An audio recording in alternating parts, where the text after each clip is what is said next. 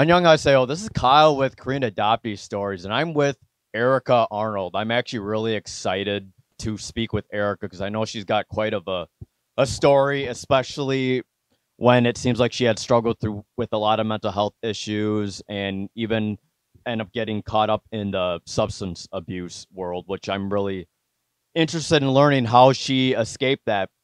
I guess recently I dated someone that kind of had a similar background, and apparently I feel like she's still caught up in that kind of world. I'm kind of curious what Erika has done for herself to want to change her life and make things better. So here is Erika Arnold, and go ahead and introduce yourself. Can you tell us where you're from, a little bit about your adoption story, if you will, please? Sure. My name's Erika Arnold. I am going to be 45 this year. I was adopted when I was 3 months old from Seoul, South Korea. My adoption is a little different than some of the transracial adoptions, but only because my father is Chinese. So I did have that Asian element, which was, I didn't realize what a gift it was until recently. My childhood was fairly good. I'm from New Orleans. I was raised there, lived there until Hurricane Katrina, a native New Orleans, like to think of myself. And my childhood was not easy. I'm sure, a lot of people's wasn't, but I'm learning now because I'm currently in therapy that as much as my parents tried to love me the best they could, I wasn't given that emotional connection that I needed from them. The oldest children, much of an age gap between their siblings and themselves. So they're very responsible, very together, but not very warm, not very loving, kind of cold. So did you say you grew up with other siblings then, or was it just you, or? I have a sister who is 9 years younger than me, and she's biologically their own child. So, to be honest, I really see that's kind of where my troubles started. I didn't see that. I didn't recognize that until actually recently because I'm in therapy now.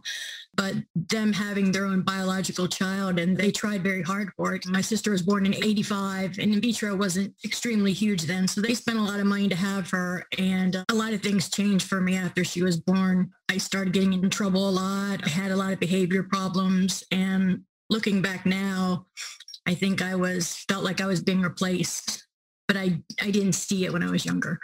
So just for clarification, you said your dad is Chinese. Is that your adopted dad or your real dad? My adoptive father. Oh, I see. Okay. My adoptive father's Chinese and my adoptive mother's Caucasian. Do you feel like since he was of Asian descent that actually benefited you in the end? Absolutely. And it wasn't until I became a part of the Korean Adoptees Facebook group. And so many of us adoptees, primarily in the US, have two Caucasian or white parents. I see now what a gift I was given because of my father's Asianness. I got to experience, both sides, a little bit of Asian culture, if you will. And to be completely honest, I personally felt like their child. Unlike many adoptees that I've spoken to, I never thought about my adoptive mother or my adoptive father. Like my adoptive parents were my mom and dad, and I saw them that way. And I think that is because my father was Asian. I think it was very interesting. So it sounded like you had a lot of emotional issues when you were young, but you still saw your parents as your parents. How was that? There's sort of discombobulation with yourself. What kind of things kind of led to those issues aside from what you just told us? Honestly, for me, I wanted to forget I was adopted altogether. It was part of my life that I wanted to erase. And if anything, I was ashamed of it. I never even told people that I was Korean until I stopped using drugs and actually got honest with myself. So I would lie and I would say that if people asked me what nationality I was, I would say my father's Chinese, which he is, and my mother's Caucasian. But anything about my Korean heritage, I totally rejected because I so wanted to feel like I was their child, if that makes sense. Do you feel that the fact that you kind of, let's say maybe you didn't want to identify as Korean, do you think that maybe contributed to negative behaviors growing up? I don't think completely. Well, at least what I'm learning from my therapist. And we've only been in therapy for about 6 months, so it's still very new. But she's helping me to learn that I don't think it's so much of the adoption, because I don't think about my birth mother or anything that much. My relationship with my own mother, my adoptive mother, who I'll just call mom now, we were never close. And I really longed for that mother-daughter close relationship, and it just wasn't there. And I'm now learning that she just wasn't able to give me that because that's not how she was. But I took it as a rejection. And having been adopted, it's a rejection there and then another rejection. I think that's where my problems really started. So you said that you had a disconnect between your mother, but you said that you had a pretty good relationship with your father then? Well, memories are a funny thing. I think that positive memories, that positive perception that I had was because my father was nicer to me. He was the nicer parent, always said yes, bought me lots of things. And my mother kind of, she took care of everything, but she didn't seem to like me very much. And I mean, that's a horrible thing to say, but that's how I perceived it as a child. Do you feel that your youngest sister, was she treated differently from your mom's side? Do you think that contributed to any dynamics when it came to how you grew up? Well, she's 9 years younger than me, so there is such a big gap. But absolutely, looking back now, I think my mother really wanted her own child, and she wasn't able to give my father one initially. I think adoption was like the second best thing, but it still wasn't her child. And yes, I believe my sister was raised with a little more love. It sounds like your dad actually wanted more of the adoption than your mom. Is that correct? Since he had a better relationship with you, it sounded like. I think the adoption was wanted by both of them. I wasn't diagnosed as a child, but as an adult, looking back, I can see I definitely had ADHD. I'm a very hyper child, and I think our personalities just didn't mesh very well. I don't know a lot of adoptive people that I've talked to as children. They really want that love. They really want that acceptance. And when someone doesn't give it to you, you automatically think it's your fault. And whereas some children might really strive to get it more and be super sweet and super accommodating, I was the opposite. I was very mad. I was very angry. I was like, what's wrong with me? And if you don't like me, then I'm going to hate you. And I acted out. I'm not trying to make excuses, but I was not a very easy child to live with, definitely in my youth. So kind of describe your childhood through school. How did you do in school then? Were you able to study, or were you kind of still acting out at that time? Well, up until middle school, yeah, I didn't get good grades. I didn't study. It wasn't because I don't think I could. I just didn't want to. School was not something important to me. I didn't have any friends. Nobody really liked me. Everyone picked on me. It wasn't until I reached puberty and started high school that everything changed, because I kind of developed or went through puberty. Was that for the better, or was that a bad experience? Looking back now, I mean, I thought it was great. I mean, when I turned 13, I thought it was great. It's like everyone likes me now. Boys want to date me. But as an adult, it's such a false premise, because you think that everyone's going to judge you by the way you look, how pretty you are, how thin you are. And now that I'm getting older, I've had to reevaluate those values and realize those are not the values that serve me best and that I really believe in.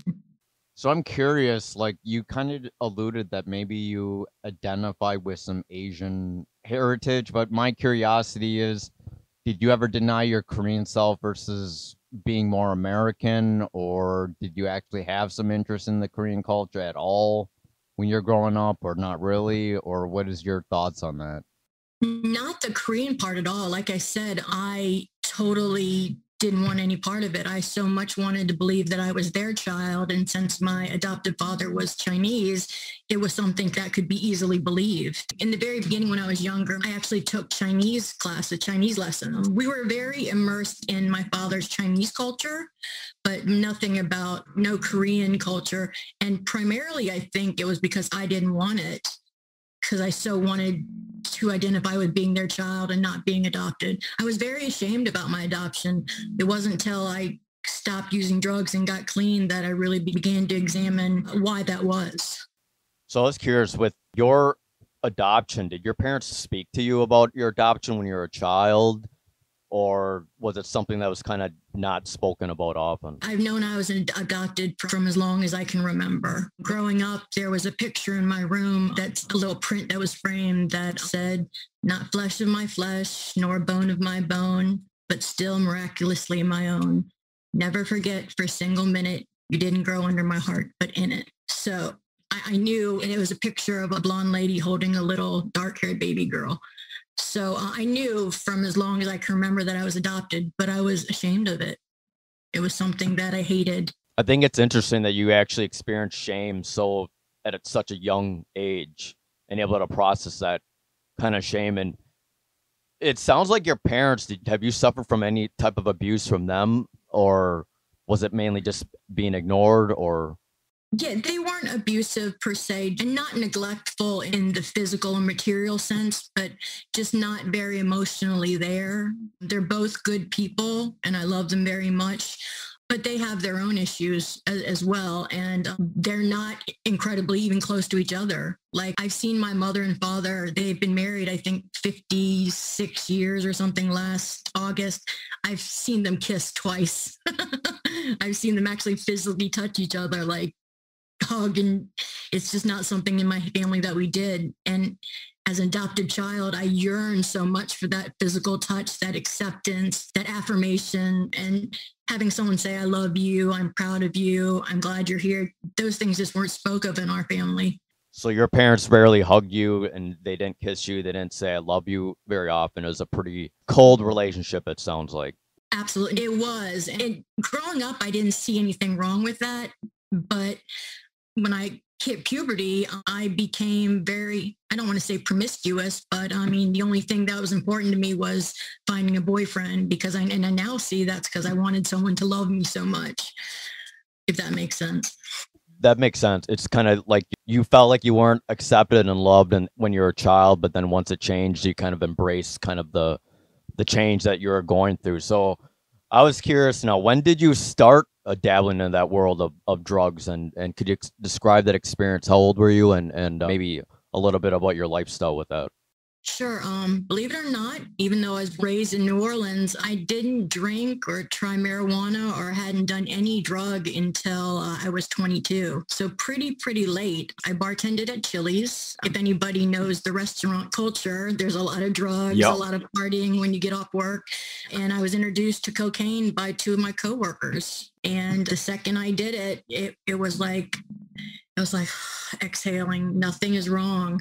I felt so good. And it wasn't like this high. I mean, it was a high, but it wasn't, it just made me not worry about anything. I didn't realize how much anxiety I had until it was gone. Like, I constantly was always worrying about something, and that was gone. And I loved it. I was hooked. I didn't ever not want to be high anymore, ever again. So there's a positive affluence from actually taking drugs. It allows you to feel better and kind of forget a lot of the pain, I guess, and with what you were feeling with. So how long were you into that scene? And can you describe a little bit about what happened between that? 16 years I did drugs, so it was a very long time. It totally destroyed my life in every single way. I didn't talk to my family for over a decade.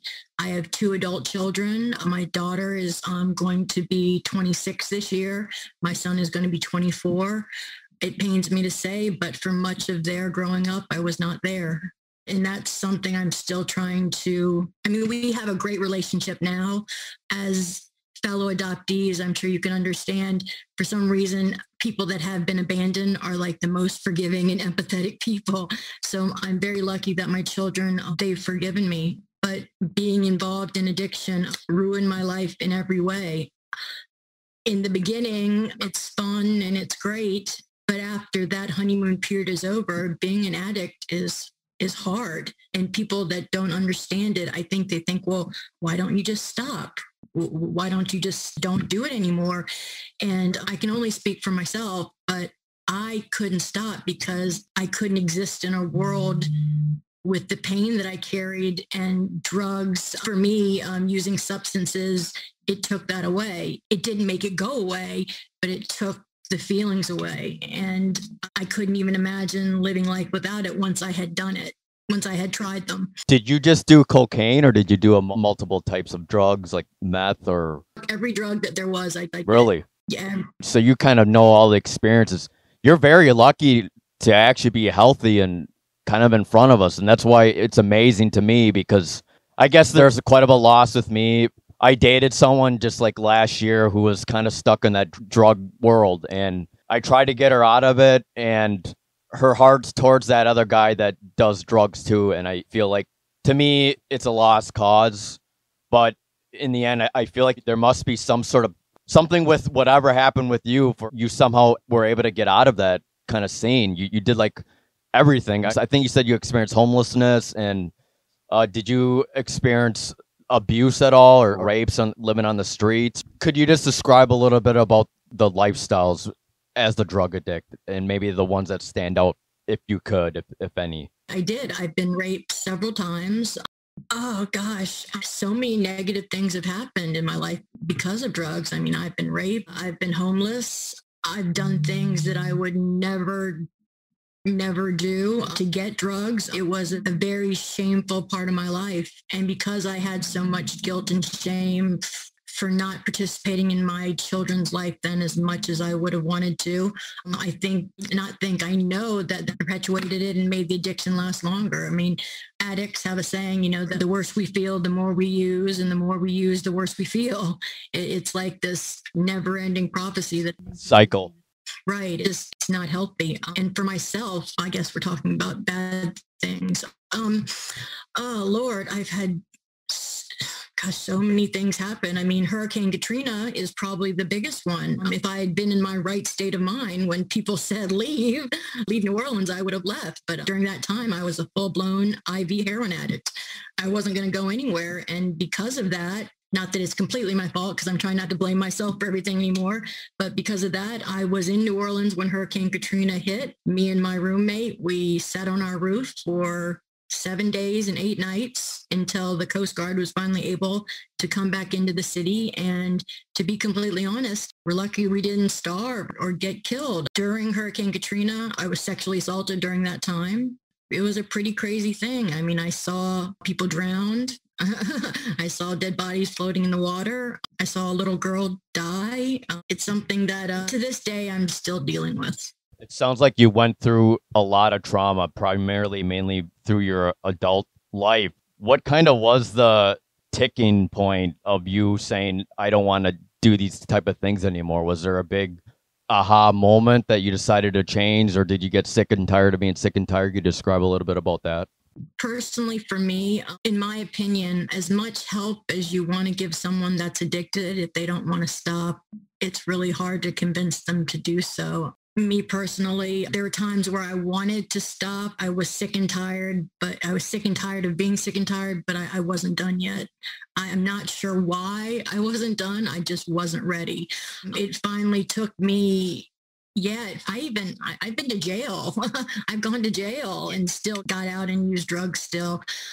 I think for myself, I couldn't find a way to use successfully anymore. What does that mean, use successfully?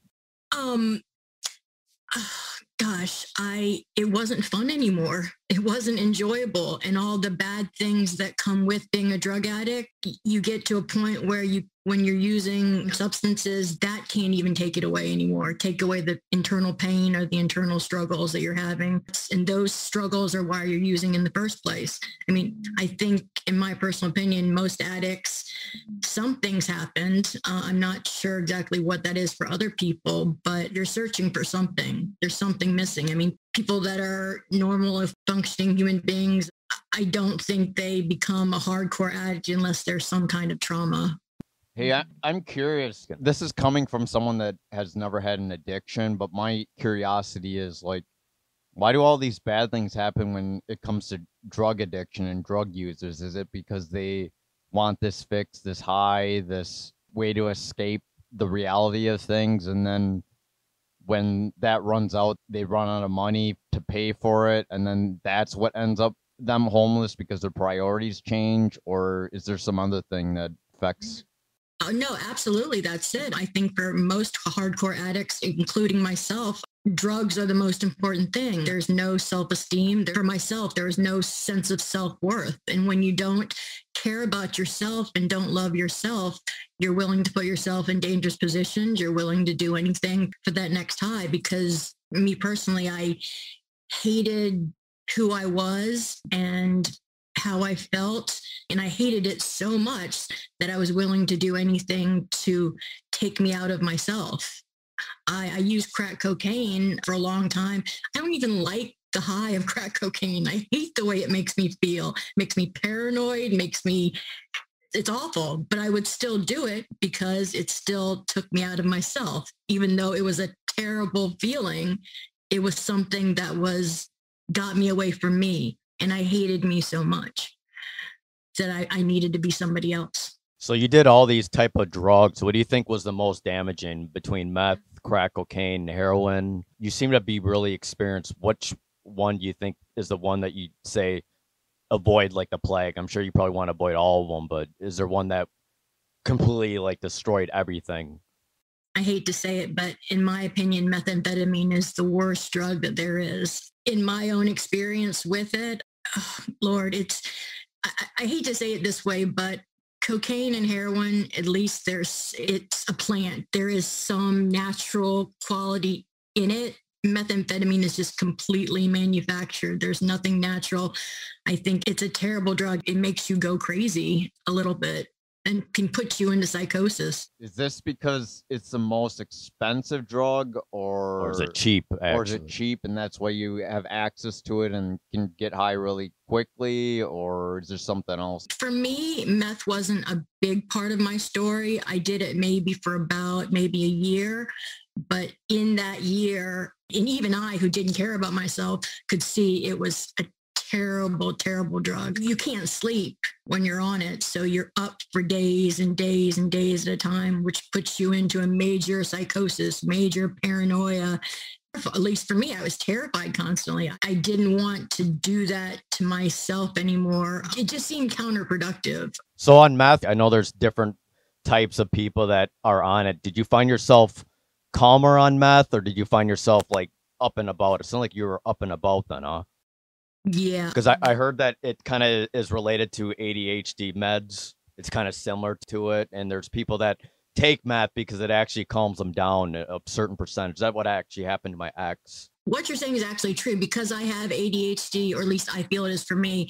Most people with cocaine or methamphetamine, it's an upper. For me, it kind of calmed and chilled me out. Whereas heroin or opiates or downers, they hype me up. They make me productive. They make me do things. So yes, I agree with you, at least for myself. I'm curious. So you were kind of going through this stage of just abusing a whole bunch of drugs. Do you feel it's like, I don't know, it's hard to diagnose shame, but do you feel it was due to depression or your deep depression? Your adoption, maybe?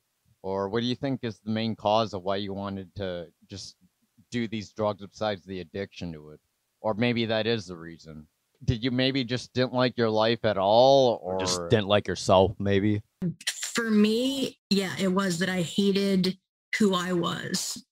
I didn't like me. What were these things that you didn't like about yourself? And that goes, and these are things I'm talking about my therapist just now currently.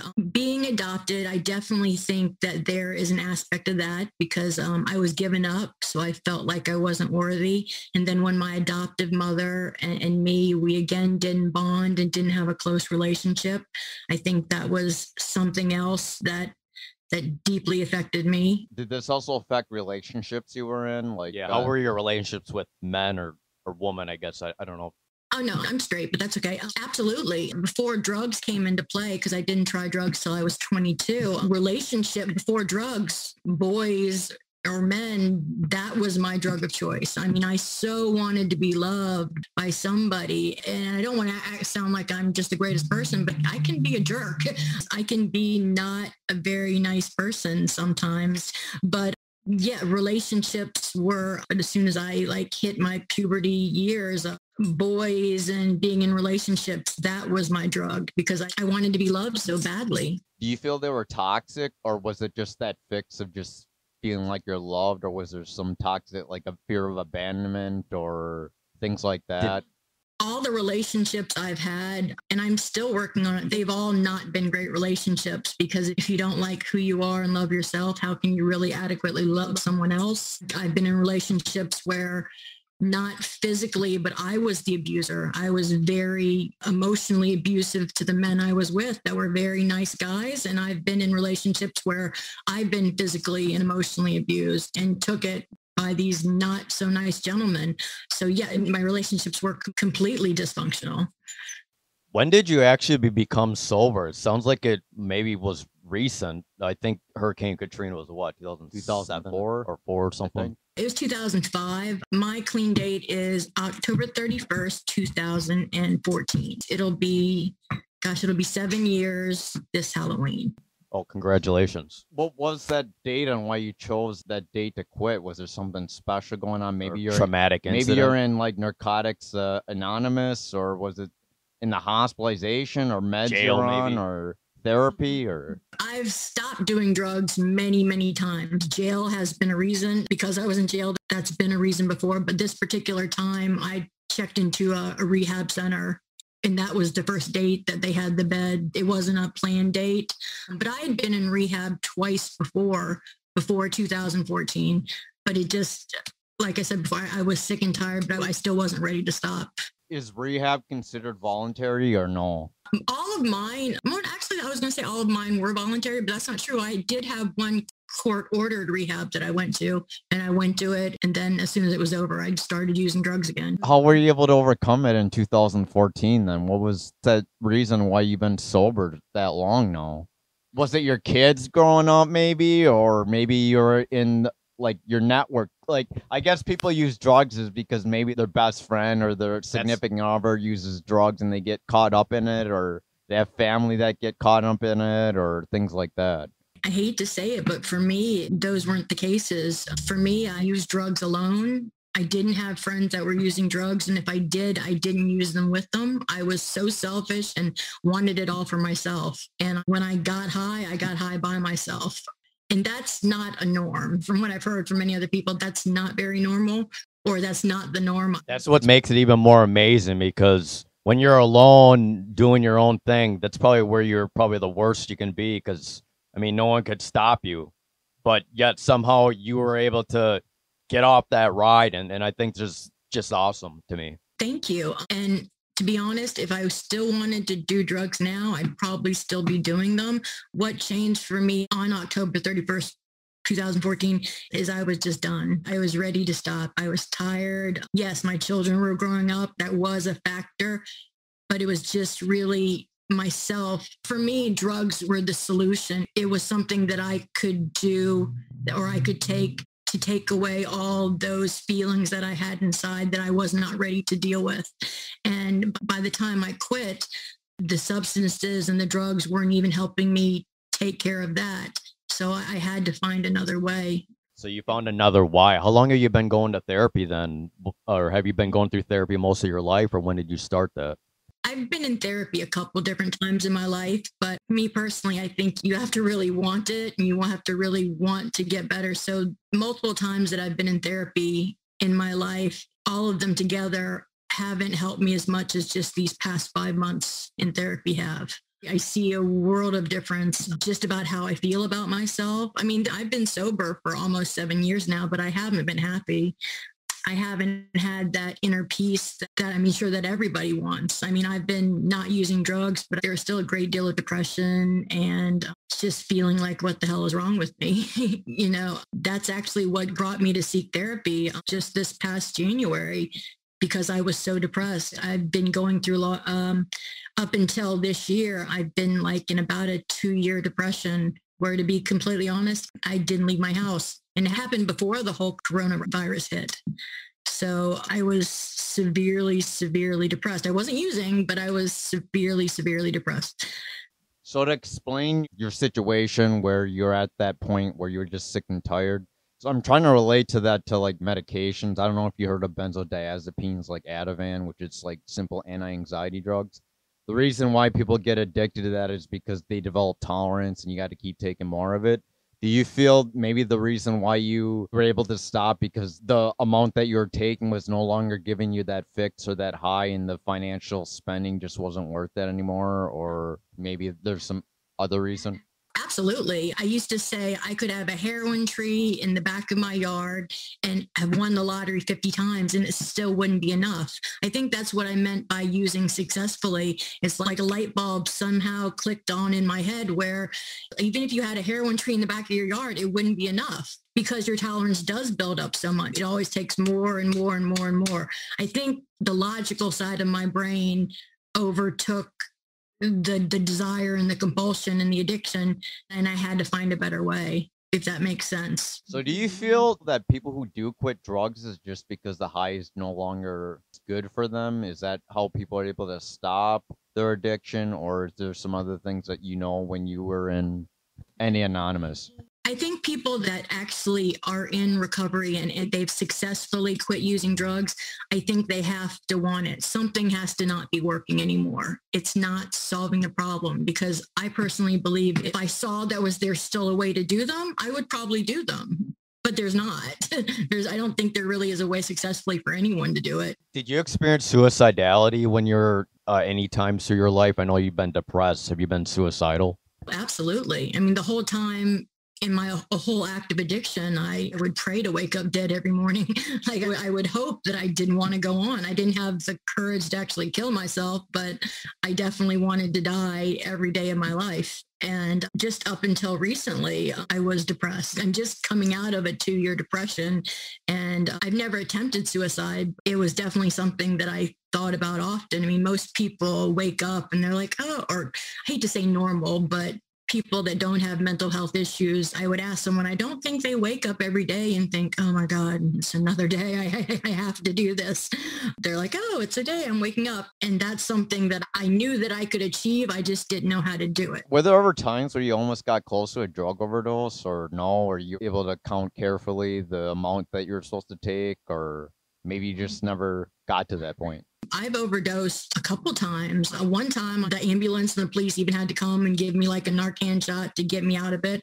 That's happened before. I had a friend who found me face down in a bathtub with my head in the water and I was turned blue. And he said he gave me CPR. I don't remember it. I just remember I woke up wet. But yes, these things have absolutely happened. I'm surprised I'm still alive.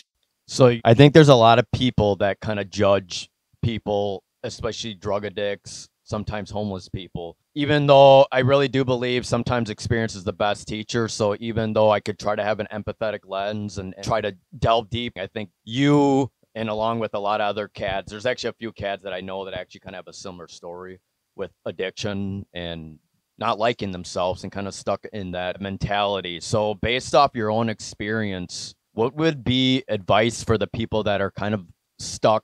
And I know that you probably don't judge them at all. You probably have a compassionate lens. What is some advice you have for them? Honestly, for myself, I know I keep saying therapy, but for me, it's just been paramount. I have a therapist now she's really taking me back. Yeah, I think getting therapy and not being scared to ask for help and going and finding a therapist that you feel safe and feel comfortable with, because I've had therapists before where I miss meetings. I would lie about why I can't make an appointment. And I think and now with my therapist, I look forward to talking to her. We meet once a week and I look forward to it. And every time we step away from therapy, I feel better and I've learned something. So for people that are out there still struggling, if you can afford therapy or if it's available to you, please seek it. And if you don't have that, there's always a meeting somewhere online or in person that you can go to. But the first step is you have to kind of want it. And the sad thing is so many addicts don't feel like they're worth anything. So why stop? So how much is the drug use itself is personal choice versus addiction? Like my question is I don't know if you heard of the Rule 25, but it's just given to people for those that have a drug problem and gives them like free services to do like treatment. So is that available in the States where people with severe drug addiction don't have the financial issues? They are given that freedom to join these otherwise would be expensive programs to get well? In my personal opinion, you could have a small little country program, and then you can have the ones that are in Palm Beach, Florida, and cost $1 million a day. But I think it's the individual person. I think it has to be an individual case by case basis. Do you think treatment is actually the really go-to, and do you think it's realistic for someone to be able to stop? I guess I'll tell you a little bit about my experience about with my ex. I'm pretty sure you kind of maybe understand the similar environment. I actually ended up going to where she lived at, and when I went there, wow, it was a terribly dark world. She had cat everywhere. It was a complete mess, like a garbage can in a room. And then when she was sober, she kind of realized, wow, the cats weren't getting fed, the house wasn't kept up, and it's one of the saddest worlds I ever experienced. That I'm kind of glad that I never went into that kind of environment. So after that, I'm kind of curious. I'm sure since you did a lot of drugs, do you have a huge network of people that were drug addicts, or when you decided to get clean, did you decide just to cut them all off? Because the issue with me and her is I know that deep down she loves her ex, who he is a drug addict. He like abused her, and accordingly, whether it's true or not, raped her, but she still has feelings for him and loves him. My opinion, if you want to really change your life, you got to cut those type of people off. Did you yourself cut those type of people off, or they call them plugs? Are those plugs still in your life, or what's your opinion on that? Because I guess the question is, you might have done it yourself, but you had to have drug dealers, and you must have befriended a few of them.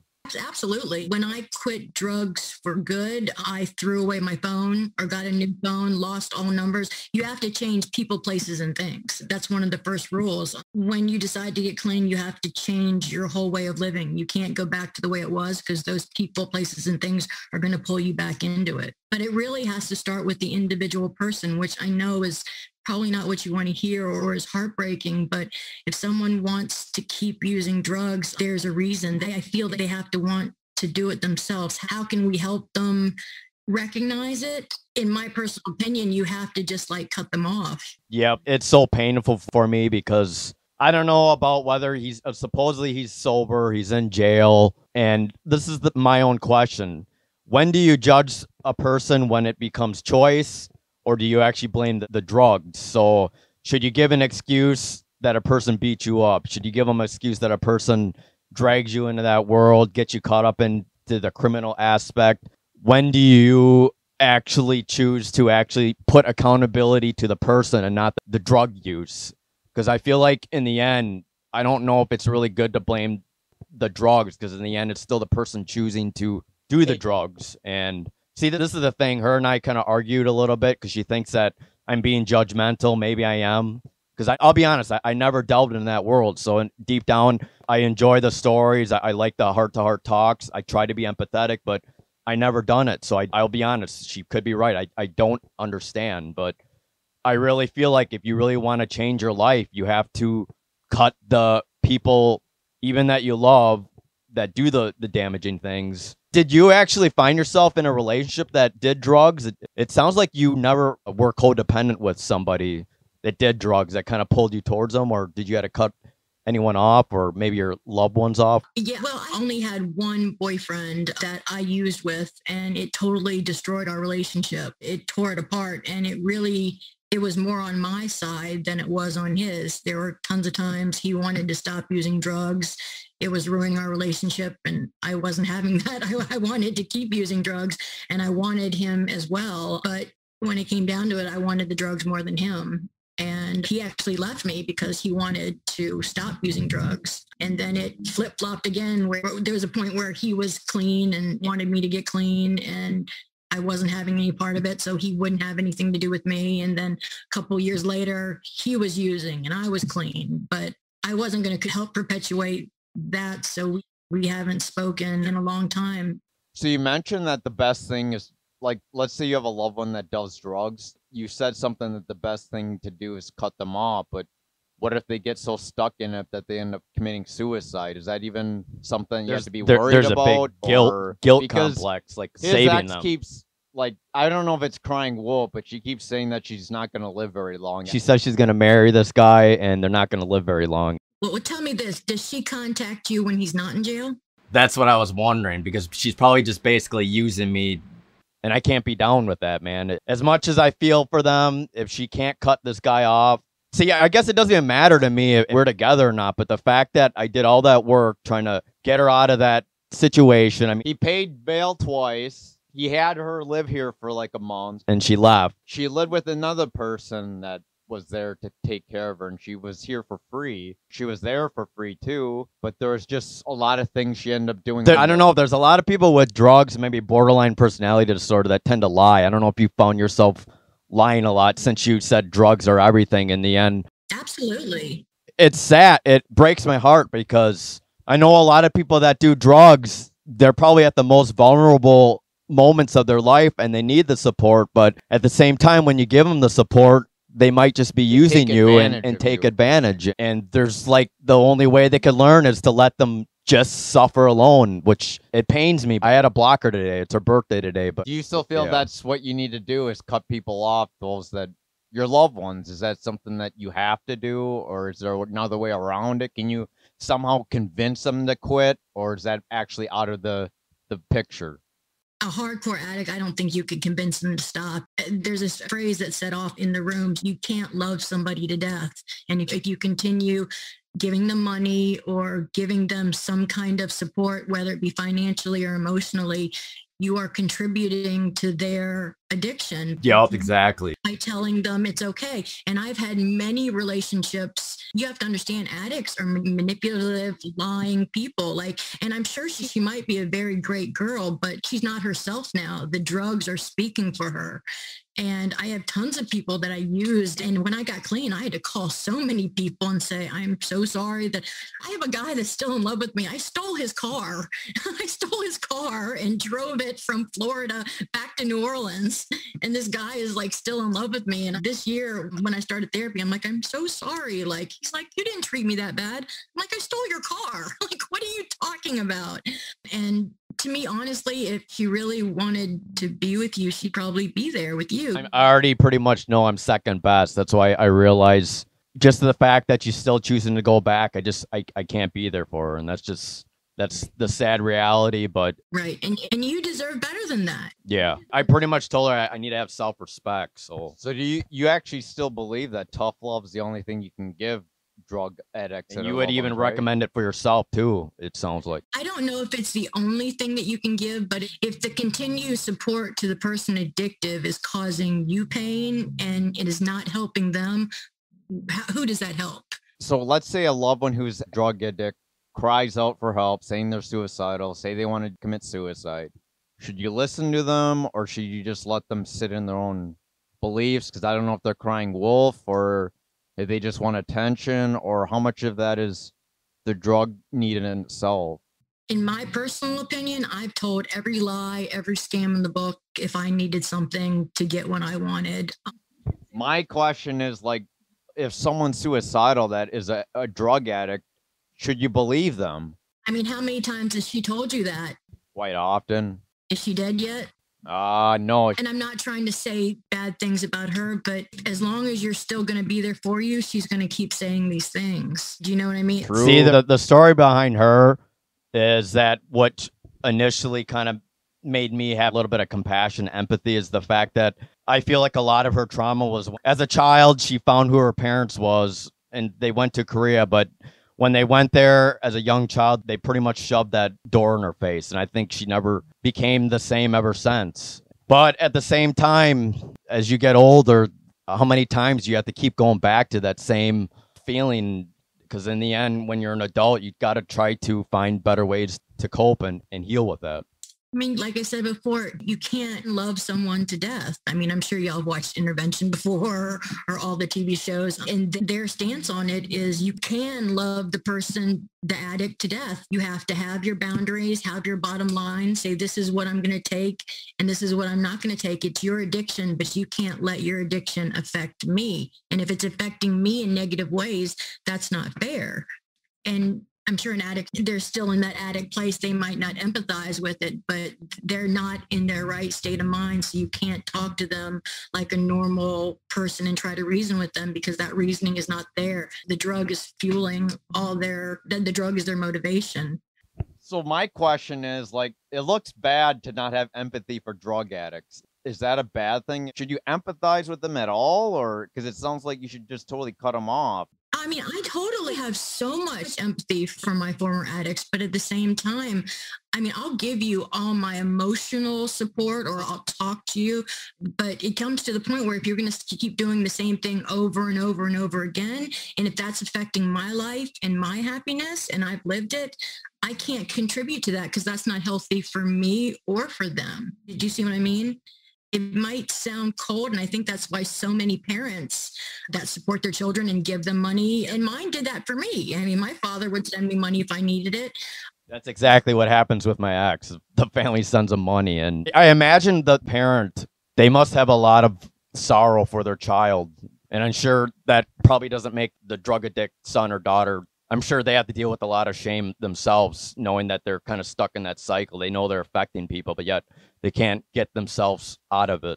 Being in the grips of addiction is it's a really lonely place to be. I mean, it's terrible. If you're putting drugs into your body, it already shows you how much that you don't care about yourself. Not saying that there's something totally wrong with that person, but they're in that addict state of mind, which I don't think they don't have a concept of trying. I mean, you can't use successfully. If you're an addict, you can't use just a little bit.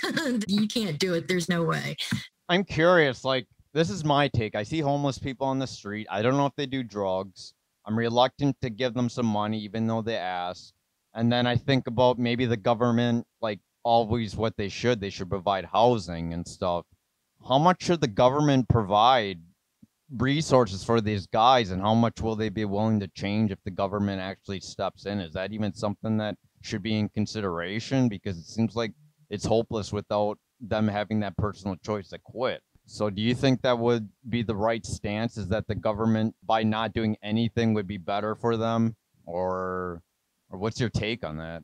I'm not 100% sure. To be completely honest, I used to never, ever give homeless people money. I used to never do it. I was like, I've been homeless. I was a drug addict. They're just probably going to use it for drugs, and I'm not going to contribute to that. I think in the past 6 months, I've developed more empathy. If someone asks me for $1 or something, I might give it to them, but I'd rather go buy them some food rather than give them cash. The whole government aspect, I mean, I think there should be some kind of reform, but when it comes down to it, it's the addict's decision if they want to get help or not, and it's not going to work until they want to.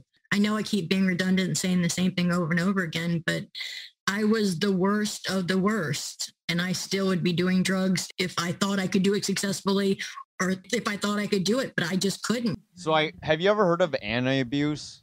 Anti-abuse? Yes. I don't know what they call it, but anti-drug abuse, or is there something that people can get to stop their drug addiction or helps with that? Or is there something that exists? I mean, it's not easy to find, but if you have a phone and you can get on the internet, when I was ready to quit, it was fairly easy for me to find a rehabilitation center. But I was going to say, and a lot of them, if you don't have insurance, they will help you get insurance while you're there, because anyone that's homeless, you can say you're homeless. When people are in these situations, and like, I guess people can die literally if they don't get their fix. And my question is, they give you something, but what is that again? Like, they give you some type of drug to ease the addiction. I don't know. Do you know what I'm talking about or no? Every person's different. I guess it depends what kind of addiction you have, but the only 2 drugs that actually can cause you to die from withdrawing are alcohol and benzodiazepines. Benzodiazepines would be Valium, Xanax, and Klonopin, all those things. I always thought heroin, you can overdose from heroin. Oh, you can overdose from it, but the withdrawal is not going to kill you. Oh. Yeah. I mean, I'm sure there's very severe cases, but it's alcohol and the benzos that in the withdrawal, you risk having a seizure, and that's what kills you. Was meth the hardest one that you had a withdrawal from, or which one was the hardest one of all the ones that you tried to withdraw from? Absolutely heroin, absolutely opiates. And because you build up a physical dependence, like, the opiate receptors in your brain, it gets attached, probably speaking scientific speak, but the opiate addiction is heroin. It's physically addictive, and you actually physically feel, you're not going to die, but you feel like you want to die. Whenever I think about actually using now, if it pops into my head, or if, for me, one of the biggest things is, oh, I'm bored. People are always going to be bored, but I'm bored and my mind might wander. I think of my withdrawal and the last time I used and how terrible it felt. And I don't want to ever feel that way ever again. So it sounds like the lows, despite that you feel depressed still, sometimes you're struggling with suicidality, you find that doing the drugs aren't worth it, it sounds like, for the past 7 years of you been sober. And is that the kind of advice would you give to people? If you have the resources, look for someone that's still using. If you want to stop, the help is there for you. If you want to stop, it's there. I mean, there are numbers you can call. There's so many 1-800 hotlines. There's so many rehab centers that might take you a couple of weeks to get in there, but a couple of weeks is nothing. And I mean, in the span of a year, if you really want the help, it is there. I do think that, though, addiction, for most people, the addiction is not the problem. The actual drug is not the problem. The drug is actually the solution, not the problem. The problem is something deep down, some kind of trauma. It's different for every person. But once you address that, then I think the healing can begin. Because as I said before, I haven't been using for almost 6.5 years, but those 6.5 years, I was still completely miserable. I wasn't using, but I was not a happy, only semi-functioning person. I'm curious, were you ever diagnosed with depression or mental illness that your therapist seen you with, or? I mean, I have been diagnosed. Official diagnosis is PTSD and extreme anxiety. And the PSD is from some things that happened during Hurricane Katrina, but my addiction started before then. Have you suffered from any other self-harm, like eating disorders or cutting? I personally have never cut, but I was a ballerina for many, many years. So eating disorders are not foreign to me at all. And I don't have them now, but I do still struggle with the way I look. I always think I can be thinner, but now I'm learning to give myself grace. Since you're struggling with depression, would you ever consider medication, or have you tried that route? And oh yeah, I've been taking medication for years, and for over a decade. It was only like the past 2 years when I'm like, everything is fine in my life. I live in a beautiful house. I have a wonderful family. I'm reconnected with my children. I have an as good as I can relationship with my parents, but there's still something wrong. Like, what is it? And I was on a depression medication and anxiety medication, but I still wanted to die. I mean, I wasn't going to kill myself, but I can't live this way. I was so depressed. were you able to pinpoint that, or you're not sure? Or Does the therapist that you've been working with now, what kind of solutions or advice has she been giving you? What she's doing with me is, what was paramount is that it's not my fault. There's nothing wrong with me. For me, it was, as much as I love my adoptive mom and my adoptive dad, they were not, and as good of people they were not able to give me the kind of love that I needed. And her telling me that, even though I didn't believe it right away, and I didn't believe it right away, that was paramount for me to start understanding it. I didn't believe it at first, but I understood it. What she had me do was draw a picture of myself or find a picture of myself. So I found a picture of myself. I found a picture of a little Asian girl, and she was like, "This is little Erika." And, and she was like, "Erika, do you as an adult, do you feel like you deserve love?" And I was like, "No." And she's like, "Look at the picture. Does little Erika deserve love?" And I'm like, "Well, yes, of course. Little Erika didn't do anything." So this might sound silly, but for me, it was because my problem started very, very young, like 5 and 6. So that's why she has me look at little Erika. It sounds like this is the process of kind of healing your inner child, which was our previous interview with Sasha Fragone, who kind of had drug addiction and a lot of mental health issues as well. That is exactly what she's doing. She's helping me heal my inner child, and the peace that I feel, that I'm starting to feel, is amazing. It is amazing. I'm curious. This is kind of off topic because we've been focused on drug addiction and your past. But speaking of Korean culture, have you ever actually explored trying to find your birth family? I have not. I have not yet. I have the DNA test. I have not been able to bring myself to send it back yet. And since I am still new in this phase of my therapy, I think that is because right now we're working on the issues with my adoptive parents. And I have a feeling, I'm not sure, but I have a feeling once I'm more settled with that, I have a feeling I might get more curious, but I haven't been able to send it back yet because I'm scared of the rejection. Do you think not knowing your parents or your past has contributed to the traumas and choices that you made in the past? I definitely feel being abandoned and given up for adoption. Yes, it's definitely made me feel like what was wrong with me? Like, why wasn't I good enough? And then my parents choosing to have their own biological child. My adoptive parents, that definitely just reaffirmed that belief in myself. Not that that belief was correct, but that belief that was already there from day one of being adopted.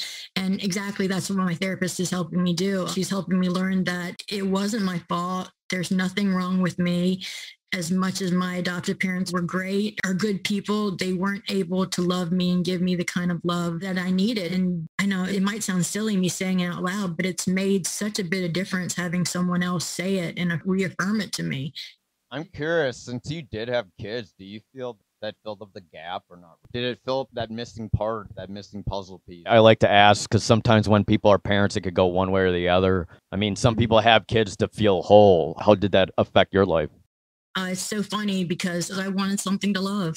I got pregnant when I was 18. I was very young. That's one of my major targets of guilt and shame. Like, I was giving up myself. Like, how could I do that? And that's something that me and my therapist are working on now. But she keeps telling me that how could you know how to love and take care of a baby if it was never given to you? She's helping me try to learn that it's not my fault. And the decisions that I made when I was 19, even though I see how wrong they are now, I definitely would not make them now. So to give myself some grace. So the answer to the question is yes, I went the other way, where I know a lot of adoptees have. Since I didn't know how to love myself, I didn't even know how to love my own children. Are your kids well adjusted right now, despite not you being in their life? How long were you not in their life for? I wasn't in their life almost at all for like maybe the first 2, 3 or 4 years. And then it was sporadic for a couple more years. And then it was no contact at all. Who took care of the kids? Did your parents take over? Because that was kind of the story with my ex. It was their father. So the father, I'm assuming, was responsible back then. Oh, yeah. He never did drugs or did anything like that. He was a good man. He did the best he could, but he wasn't abusive or didn't have any substance issues or anything like that. Does your kids know about this issue that you struggled with? Do they? Oh, absolutely. Do they try to be as compassionate as possible, or?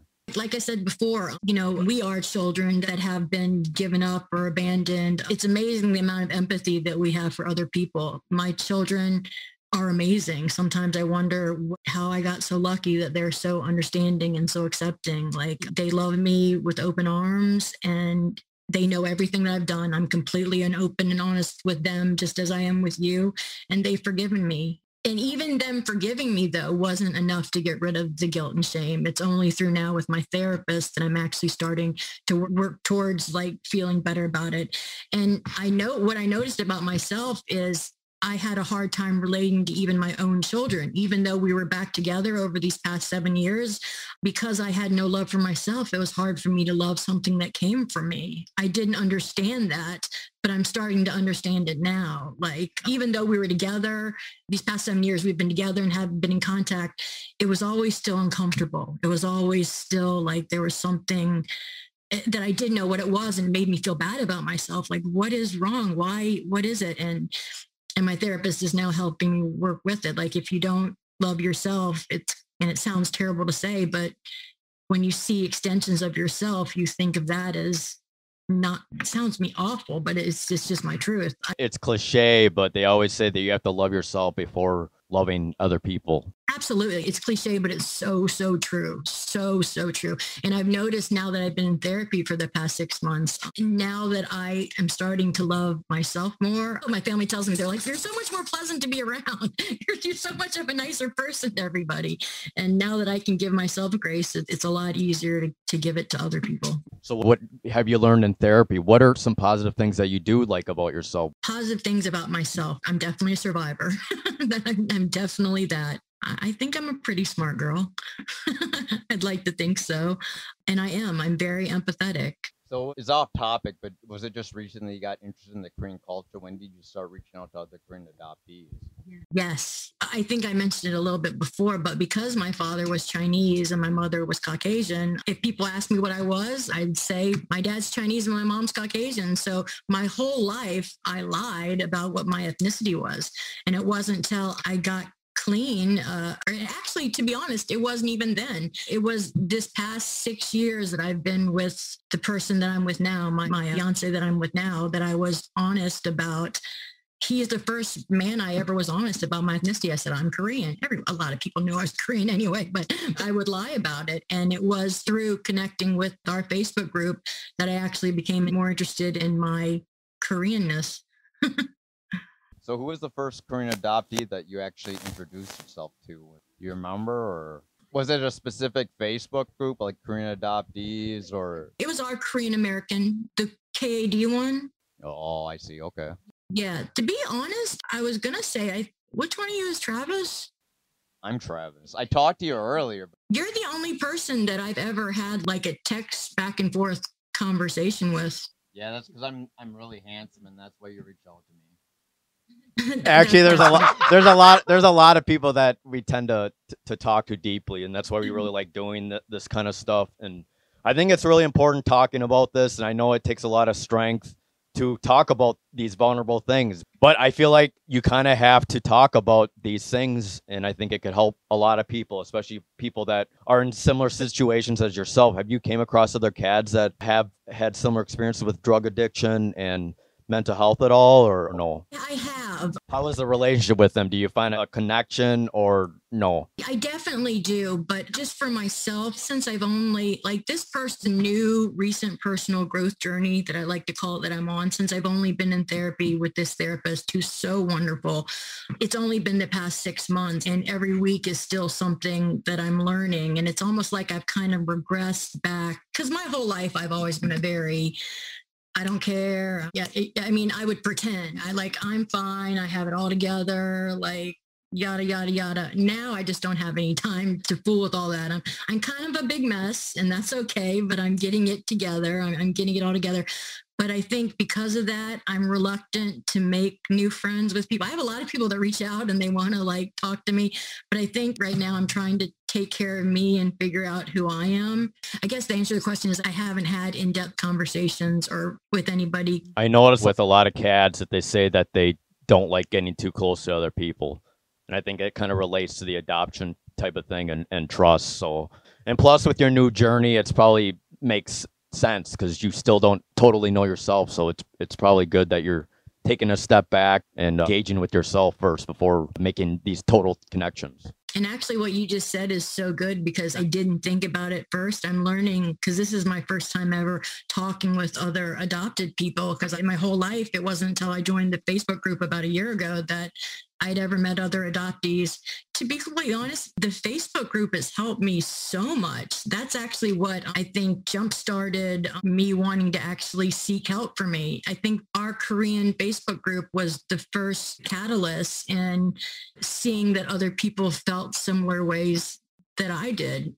You know, I know you have depression and maybe you don't have that self-worth, but I just want to congratulate you. I think you can kind of relate this to someone that might get a degree. I feel like maybe you got a doctorate in sobriety, and you should really congratulate yourself because I have great admiration for you because there's just people that are still stuck in that cycle, and you somehow, even though it sucks sometimes being alive and dealing with the shame, you're still trying to make things better. And because of that, I feel like for our viewers and everyone who's listening and watching this, it gives people hope. There is light at the end of the tunnel, as cliche as that might sound. Once you learn that you are worth it, and we all are such wonderful, we all have so many things to give, but you have to realize that yourself. So I guess as the final question, do you have any other advice for the people that are struggling right now?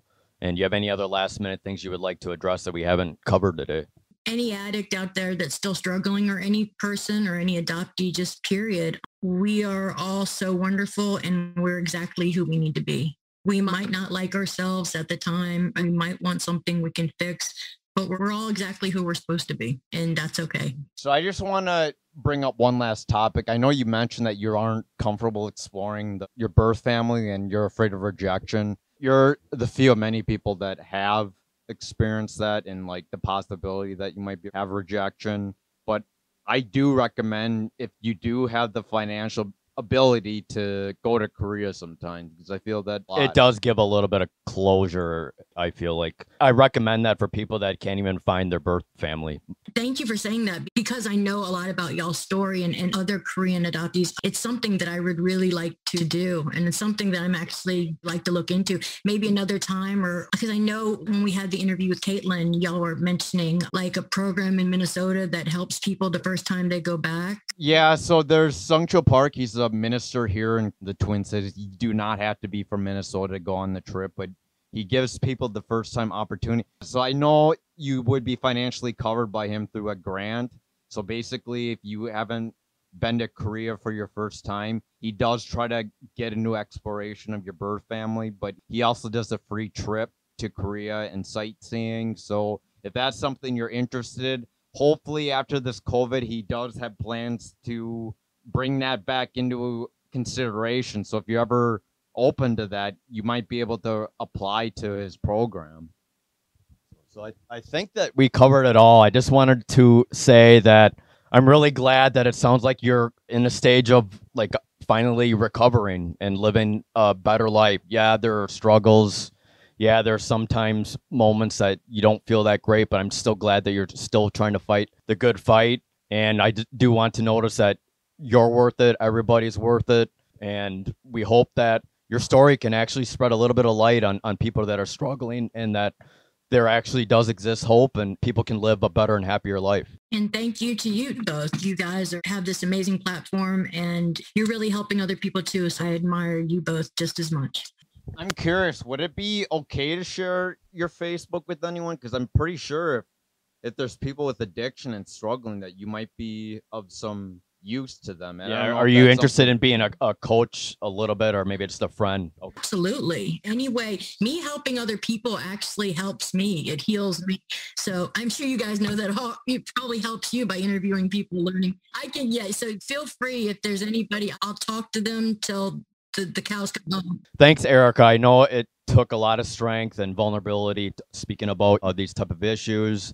I really think speaking about these things can help a lot of people, and I hope the more people talk about these things, the more people they could heal and try to live a happier life. Thanks. We thank you for spending time with us today. Thank you, guys.